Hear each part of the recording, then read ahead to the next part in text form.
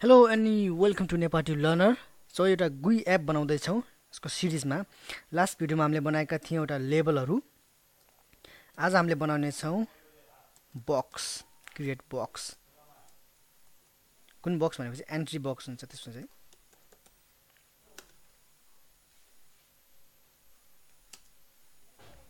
So ttk dot entry कता लेख्ने हो, कता बनाउने विन्डोजमा।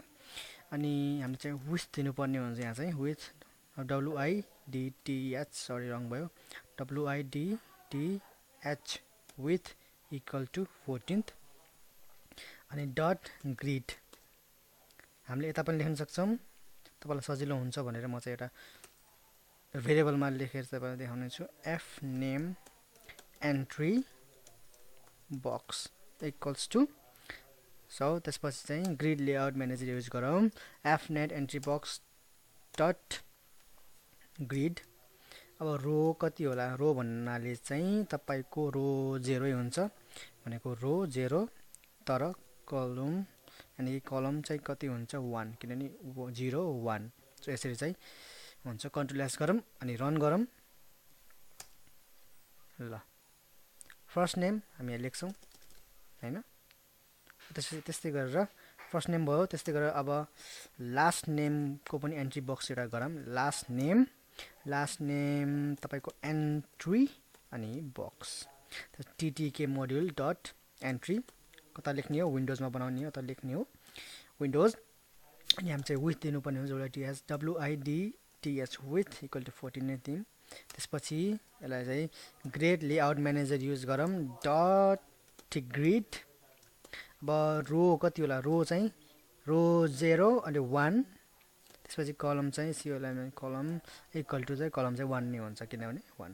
कन्ट्रोल एस गरौँ, हेर्न सक्नुहुन्छ फेरि पनि ठिक छ। त्यस्तै गरेर इमेल र एजको पनि यस्तै गरौँ। इमेल र एजको म यसलाई चाहिँ कपी पेस्ट गरिदिन्छु। इमेल अनि यो चाहिँ एजको लागि है त। फर्स्ट नेम लास्ट नेम यता इमेल इन्ट्री लेखौँ।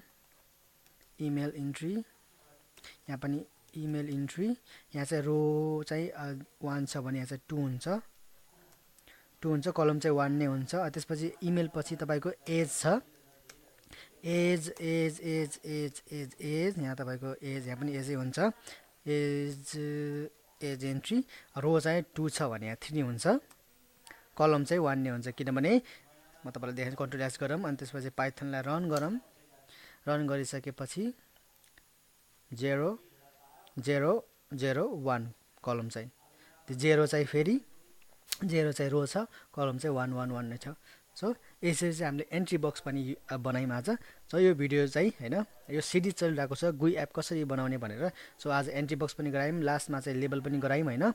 यो बिगनर लेभलभन्दा अलिकति माथिको लेभल हो। सो यदि तपाईँ बिगनर लेभलको हुनुहुन्छ भने मेरो युट्युब च्यानलमा पनि बिगनर लेभलको कोर्स पनि रहेको छ, तपाईँले हेर्न सक्नुहुन्छ, सिक्न सक्नुहुन्छ पाइथन फर बिगनर भनेर। सो आजलाई यति नै। अर्को भिडियोमा हामी अर्को लेसन हेर्नेछौँ, यानि च्याप्टर हेर्नेछौँ के छ। Thank you so much.